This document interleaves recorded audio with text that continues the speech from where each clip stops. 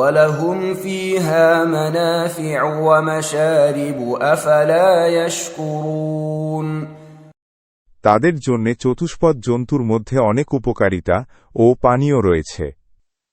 তবুও কেন তারা শুকরিয়া আদায় করে না?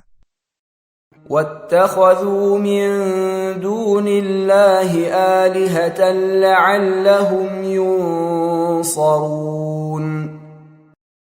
তারা আল্লাহর পরিবর্তে অনেক উপাস্য গ্রহণ করেছে যাতে তারা সাহায্যপ্রাপ্ত হতে পারে।